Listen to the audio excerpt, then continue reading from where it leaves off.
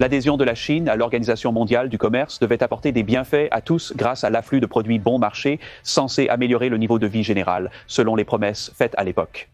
Vous savez, si vous revenez en arrière et regardez les 8 années de présidence de Bush et les 8 années de présidence d'Obama, savez-vous que sur ces 16 années, la famille typique n'a gagné que 80 $ cumulativement? Donc, leur augmentation de bien-être était d'environ 5,50 $ par an sur les 15 années après l'entrée de la Chine dans l'Organisation mondiale du commerce. Il n'y a donc eu aucun gain en revenus réels, car pendant que nous obtenions des biens bon marché, nous perdions des emplois, détruisions des villes, des villages, etc.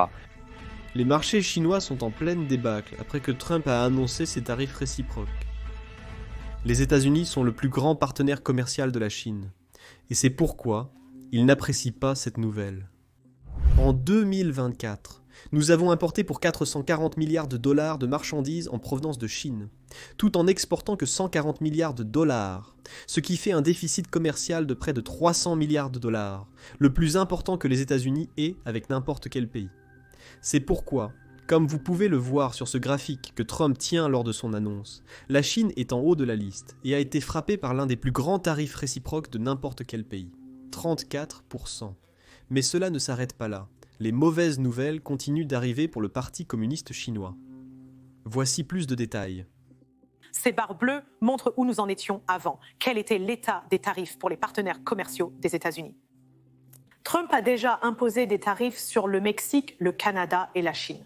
Certaines de ces mesures ont été reconduites depuis la première présidence de Trump. Et puis il a mis en place ce tarif de base de 10% sur toutes les importations entrant aux États-Unis.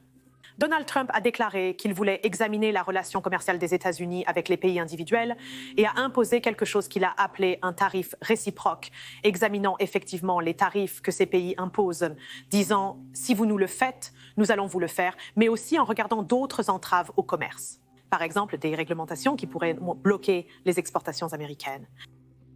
Lorsque nous totalisons tout cela, vous pouvez voir que ces tarifs s'accumulent et se superposent les uns aux autres. Puis, quand ces tarifs réciproques sont appliqués, les barres montent en flèche, particulièrement douloureux pour des pays comme la Chine, frappés par un tarif réciproque de 34%. Cependant, en s'ajoutant aux autres tarifs, le tarif cumulé sur la Chine dépasse les 50%. Et c'est énorme, vraiment significatif, et aussi pour d'autres pays. Donc le Vietnam, l'Asie du Sud-Est, puissance exportatrice, a été frappé par ce tarif réciproque de 46%, rapprochant le tarif total de 60%. Malheureusement, les problèmes ne s'arrêtent pas là pour le Parti communiste chinois. Comme vous pouvez le voir sur cette image à l'écran, les États-Unis ont également frappé Taïwan avec un tarif de 32%. Mais ce n'est pas ce qui rend le Parti communiste chinois furieux. Ils sont furieux du fait que les États-Unis ont appelé Taïwan un pays. Un pays en 4e position sur cette liste. Le Parti communiste chinois ne sait pas de quoi il doit être furieux. Le fait que la Chine soit frappée d'un tarif de 56%, peut-être plus, nous en parlerons dans un instant. Ou le Parti communiste chinois devrait-il être furieux que les États-Unis appellent Taïwan un pays? Revenons à mon commentaire sur le fait que la Chine pourrait faire face à plus de tarifs douaniers. Voici plus de détails. Donc, la Chine avait déjà un droit de 7,5 à 25% de la section 301 qui a été mis en œuvre l'année dernière. Lorsque Trump est entré en fonction, il a instauré un tarif de 20% sur les marchandises chinoises. Nous ne savons pas si ces 20% resteront en plus, et si le tarif réciproque de 34% s'ajoutera à cela. Mais d'après tout ce que Trump a annoncé, il semble que tout s'accumule les uns sur les autres. Ce n'est pas comme s'ils se combinaient pour devenir un seul nombre. Il semble donc que ces 20% resteront en place et que la Chine sera ensuite frappée par un autre 34%. De plus, Trump a imposé un tarif secondaire sur le pétrole vénézuélien. En somme, tout pays achetant du pétrole vénézuélien sera taxé de 25% et devinez quoi? La Chine a acquis du pétrole vénézuélien. Cela signifie donc que si nous additionnons tout, la Chine a subi un vent contraire de plus de 100% de tarifs. Le Parti communiste chinois aurait pu gérer Dix à 20%, comme lors du premier mandat de Trump. 100% n'est certainement pas quelque chose qu'ils peuvent gérer. Avant de continuer, abonnez-vous ci-dessous pour rester à jour avec les nouvelles géopolitiques comme celle-ci. Commençons. Vous voyez, lors du premier mandat de Trump, lorsque Trump a imposé des tarifs sur les produits chinois, ce que le Parti communiste chinois a fait, c'est qu'ils ont simplement dévalué leur monnaie. Cela signifie essentiellement que même si les tarifs ont augmenté le coût des produits chinois, La dévaluation de la monnaie a essentiellement annulé une grande partie de leur augmentation du coût des tarifs. Prenons un exemple avec des chiffres fictifs pour illustrer ce point. Disons qu'un t-shirt chinois était vendu pour 10 yuans. C'est la monnaie chinoise. Trump a ajouté une taxe de 20% lors du premier mandat sur le t-shirt. Donc le nouveau prix pour quiconque achetant des t-shirts chinois en Amérique aurait été de 12 yuans. Alors ce que le gouvernement chinois a fait, c'est d'évaluer leur monnaie de 20, ou à peu près 20. Ce n'est pas une science exacte. Disons donc qu'avant la taxe, $1 valait à peu près 10 yuans. Cela signifiait que moi ou vous pouvions dépenser $1 pour obtenir un t-shirt chinois. Mais après les taxes, $1 ne vous permettrait pas d'obtenir le t-shirt chinois. Cependant, la Chine a dévalué sa monnaie. Donc même si le t-shirt chinois coûte maintenant 12 yuan, il coûte toujours $1 puisque la Chine a dévalué sa monnaie. J'espère que cela a du sens. C'est essentiellement ce qu'ils ont fait parce que les tarifs n'étaient pas aussi colossaux qu'ils le sont cette fois. De nombreux experts ont prédit que la Chine pourrait répliquer si Trump leur impose des tarifs, comme lors de la dernière fois. Cependant, les chiffres sont énormes, avec des tarifs de 50 à 100% sur certains produits chinois. Ce n'est pas quelque chose que le Parti communiste chinois peut simplement dévaluer, car il est confronté à d'autres problèmes. La Chine peut subventionner des tarifs de 10 à 20% sur plusieurs mois. Ils ne peuvent pas subventionner un tarif de 54%, ou peut-être même de 100%. Cela aura des impacts colossaux sur la Chine. Ils ne peuvent pas réparer l'immobilier domestique, subventionner les industries, construire leur armée, financer la ceinture et la route, et plus encore avec ce niveau de tarif de leurs plus grands clients. La Chine envoie une énorme quantité de marchandises aux États-Unis. C'est pourquoi l'impact est encore plus grand.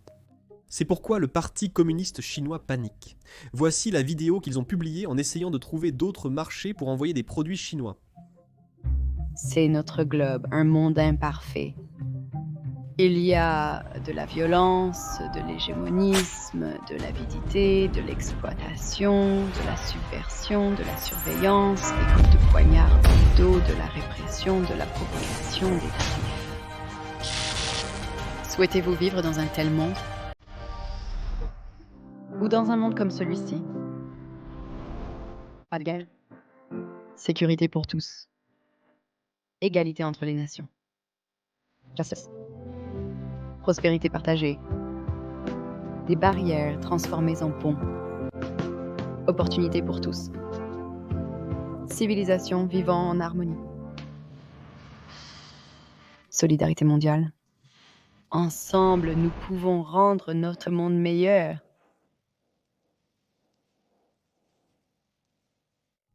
Il est crucial de noter que cela a été publié par un porte-parole du ministère des Affaires étrangères chinois. Donc ce n'était pas un compte bot aléatoire qui inventait cela. C'est un compte officiel chinois qui publie des publicités comme celle-ci. Nous avons déjà fait une vidéo expliquant pourquoi les tarifs douaniers, surtout sur certains pays, n'ont pas vraiment de sens.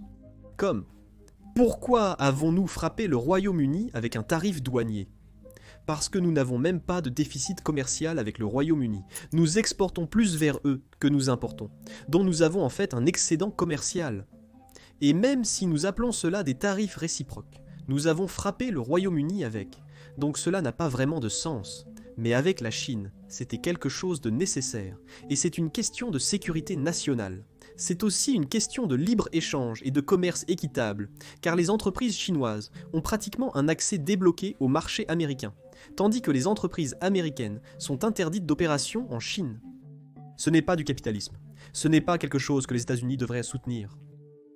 Et en plus de cela, les entreprises chinoises arnaquent les produits américains, copient la technologie américaine et volent les propriétés intellectuelles des Américains, tout en profitant de la vente de la même chose ici en Amérique. C'est donc fou que cela ait pu se produire aussi longtemps.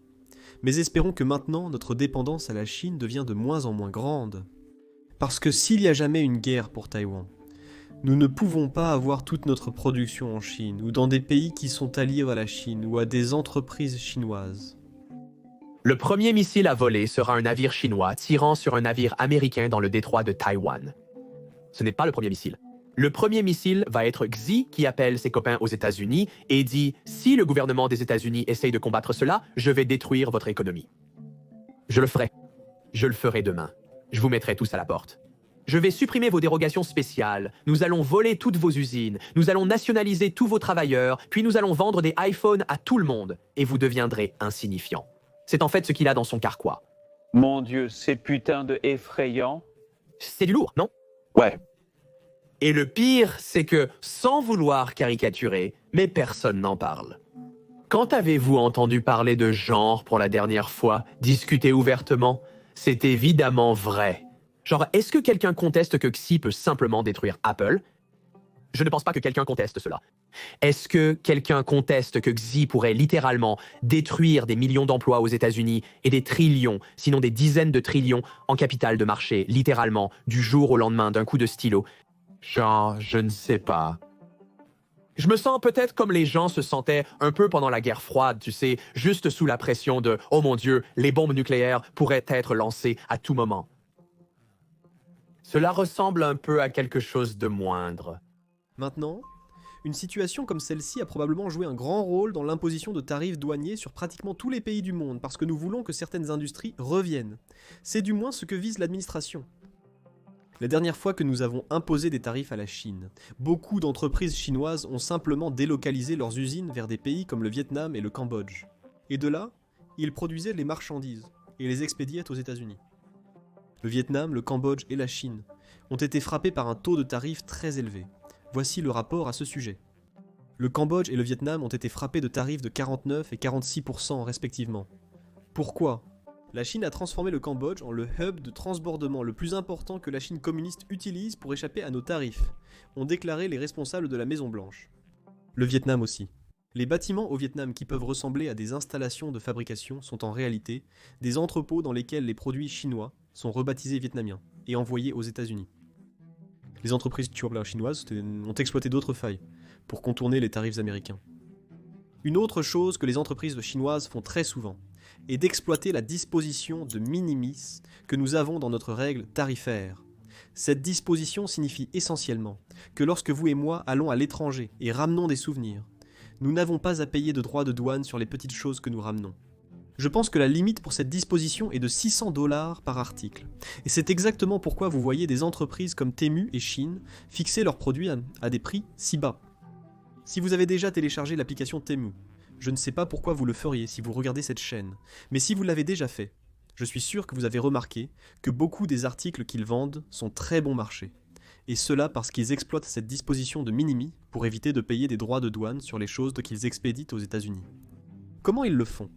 C'est qu'ils expédient des conteneurs remplis de choses au Canada et au Mexique, puis ils les divisent en de nombreux petits paquets, tous d'une valeur de $600 ou moins, puis ils les expédient aux États-Unis. C'est ainsi qu'ils évitent de payer le tarif et contournent tous ceux que les États-Unis leur ont imposés jusqu'à présent. Et c'est exactement pourquoi il y a eu une autre grande annonce dans les tarifs qui ont été annoncés hier. L'expédition en franchise de droits de minimis est supprimée de tous les pays dès que les systèmes sont prêts. On s'attend à ce que le système soit prêt d'ici le 2 mai. Encore une fois, c'est la prédiction. Voyons ce qui se passe, car il y a des millions et des millions de colis qui arrivent aux États-Unis chaque jour, et nous avons certainement besoin de beaucoup de main-d'œuvre et d'un grand système pour déterminer comment tarifer tout cela. Parce que la dernière fois que nous avons mis cela en œuvre, la dernière fois que Trump a mis cela en œuvre il y a quelques mois, nous n'avions pas les systèmes en place pour exécuter l'ordre. Alors ce qui s'est passé, c'est que nous avions de longues, très longues files d'attente aux aéroports et aux ports pour résoudre cela d'une manière ou d'une autre. En seulement 2 jours, l'administration Trump a dû revenir sur l'ordre parce que nous n'avions tout simplement pas la capacité de le réaliser. Donc cette fois, il n'y a pas d'annonce que cela va être mis en œuvre immédiatement. De nombreux experts s'attendent à ce qu'il faille au moins quelques mois pour mettre en place un système pour mettre en œuvre cette chose de tarif. Mais l'administration Trump prévoit le 2 mai. Voyons ce qui se passe, mais c'est certainement une bonne nouvelle car c'est l'une des grandes manières dont les entreprises chinoises comme Temu et Shein exploitent les lois américaines et contournent les tarifs.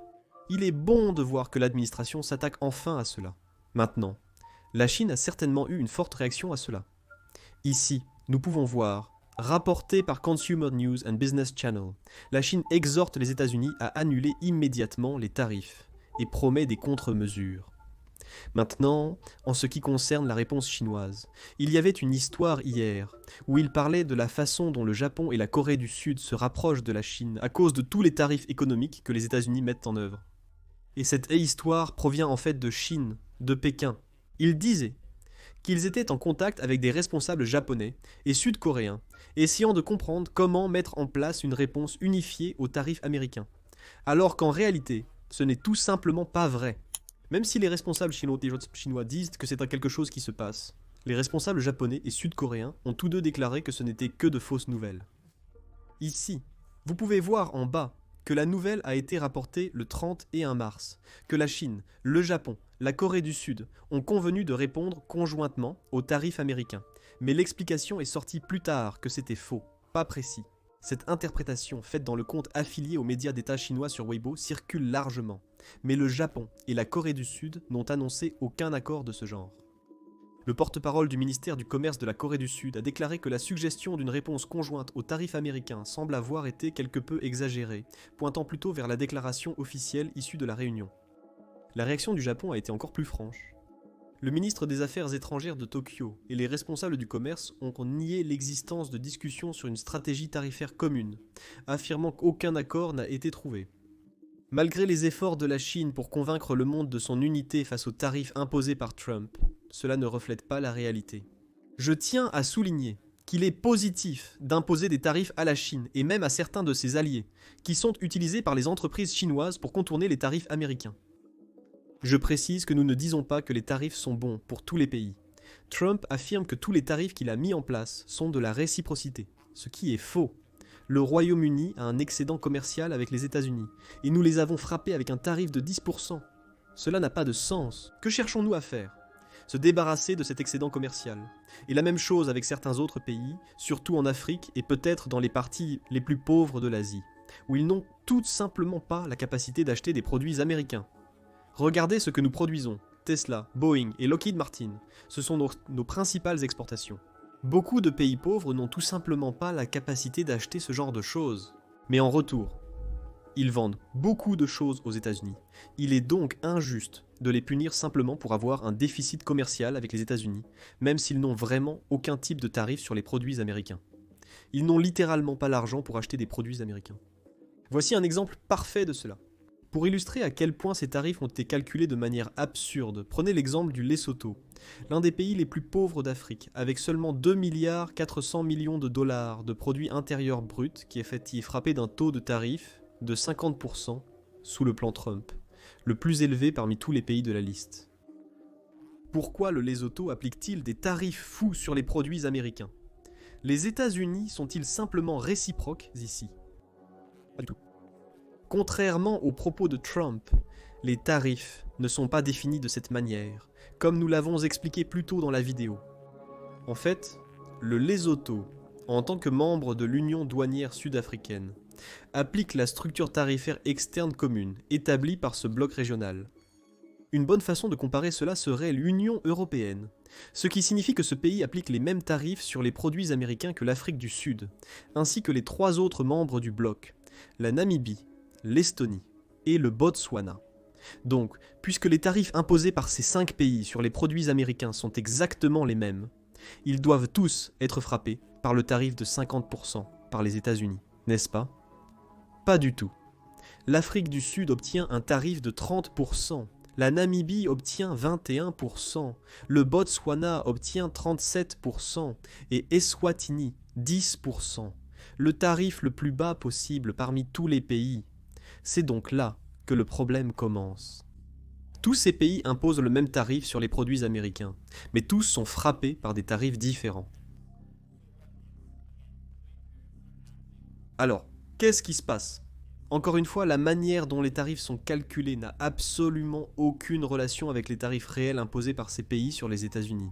Au lieu de cela, ils semblent être dérivés du calcul du déficit commercial. Concentrez-vous sur le Lesotho.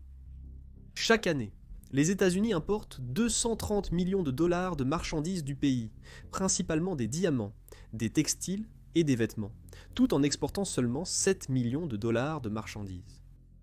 Pourquoi exporte-t-il si peu ? Encore une fois, c'est un pays extrêmement pauvre, où 56% de la population vit avec moins de 3 dollars par jour, c'est-à-dire 1300 dollars par an. Ils ne peuvent tout simplement pas se permettre les choses que les États-Unis produisent, qui pourraient être des iPhones, Bien que je ne pense pas que nous produisons des iPhones, mais Tesla, nous produisons. Et toutes ces choses coûteuses comme des calculatrices, des choses comme ça, ils ne peuvent tout simplement pas se le permettre. La façon dont les tarifs sont réellement calculés semble être basée sur une formule simpliste, économiquement insensée. Vous prenez le déficit commercial que les États-Unis ont avec le pays, vous le divisez par les exportations du pays vers les États-Unis, et vous déclarez cela comme le tarif qu'ils facturent aux États-Unis. Ainsi, pour le Lesotho, le calcul est de 230 millions d'exportations moins 7 millions de dollars. C'est le déficit divisé par combien nous importons réellement. C'est 97%. C'est le tarif que le Lesotho doit payer à cet États-Unis. Et la moitié de cela est à peu près 50%. Et c'est ce que les États-Unis réciproquent. Il est extrêmement facile de voir pourquoi cela n'a aucun sens du tout. Tout d'abord, il n'y a rien que le Lesotho puisse faire à ce sujet. Ils ne peuvent pas changer les tarifs qu'ils prétendent facturer parce que, encore une fois, ce n'est pas basé sur un tarif qu'ils facturent. De même, ils ne peuvent pas faire grand-chose pour réduire le déficit commercial qu'ils ont avec les États-Unis parce qu'ils n'ont pas l'argent pour acheter des produits américains. De plus, la principale raison que Trump a donnée pour le tarif est de ramener la production aux États-Unis, de ramener la fabrication. Presque 50% des exportations du Lesotho sont des diamants. Comment ramenez-vous des diamants aux États-Unis ? N'importe qui peut voir que cela n'a aucun sens. Si nous pensons que ce genre de système d'ordre mondial libéral, tout d'abord, même s'il a bien servi les États-Unis à un moment donné, ne les sert plus aussi bien. Deuxièmement, dans une certaine mesure, cela pourrait tout simplement disparaître de toute façon. La Chine est maintenant en train de s'élever en tant que concurrente directe. Les États-Unis ne peuvent plus être un hégémon unipolaire comme ils l'étaient à la fin de la guerre froide. Si nous acceptons le changement, nous devrions avoir une perspective sur ce que nous voulons poursuivre. Et vous savez, quelque chose sur lequel j'ai beaucoup écrit, c'est d'essayer d'interpréter et de déchiffrer à quoi cela pourrait ressembler. Parce que, encore une fois, c'est une critique très juste. Ils n'ont pas été aussi clairs à ce sujet que souhaité. Ce que je pense que nous devrions vouloir, et ce que, comme je l'ai dit, des gens de l'administration comme un Marco Rubio ou un Scott Bessent, qui je pense écrivent et parlent de manière réfléchie à ce sujet, ont souligné, c'est l'idée que nous voulons absolument une alliance économique et sécuritaire forte. Ce ne sera pas le monde entier, car la Chine aura également sa propre sphère. Cependant, nous souhaitons avoir dans notre sphère des éléments que les États-Unis n'exigeaient pas forcément auparavant. Nous voulons un commerce équilibré, contrairement au passé où nous laissions la production se faire ailleurs. Nous allons vouloir que les autres assument essentiellement leur propre charge de défense. Cela ne veut pas dire que nous ne sommes pas partenaires et que nous ne collaborons pas, mais que chacun est principalement responsable de sa propre défense. YouTube vient de faire une annonce stupéfiante. Il paie les créateurs 64 millions par jour. Pourquoi ? Car YouTube manque de créateurs actuellement. C'est pourquoi vous voyez des vidéos sur votre page d'accueil qui ont moins de 1000 vues, comme celle-ci. Bien entendu, cela ne veut pas dire que tous devraient-elles lancer leur chaîne YouTube. Mais si vous vous êtes déjà demandé si vous devriez commencer une chaîne YouTube ou une chaîne sans visage, c'est le moment parfait. YouTube paie des millions aux créateurs chaque jour. Il favorise maintenant plus que jamais les nouvelles chaînes et les petites chaînes. Mais je suis sûr que vous avez de nombreuses questions sur comment commencer et développer une chaîne. Je reçois ces questions dans mes emails tout le temps de certains d'entre vous. C'est pourquoi nous avons décidé de regrouper tous nos conseils YouTube dans un seul bootcamp de formation totalement gratuit. Si vous souhaitez créer votre chaîne YouTube, inscrivez-vous à ce bootcamp en cliquant sur le lien dans la description ou en scannant le code Quick Response à l'écran. Ce bootcamp est comme un appel Zoom. Il est donc limité à 100 personnes à la fois. Alors assurez-vous de vous inscrire avant qu'il ne soit complet.